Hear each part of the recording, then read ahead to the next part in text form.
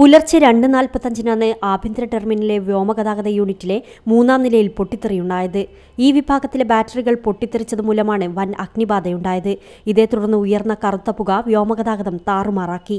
ചെന്നൈ വിമാനത്താവളത്തിൽ ഇറങ്ങേണ്ട ആഭ്യന്തര അന്താരാഷ്ട്ര വിമാനങ്ങൾ വഴിതിരിച്ചുവിട്ടു. ഇവിടെ നിന്നും പറന്നുയരേണ്ട 12 സർവീസുകൾ റദ്ദാക്കിയതായും വിമാനത്താവള വൃത്തങ്ങൾ അറിയിച്ചു.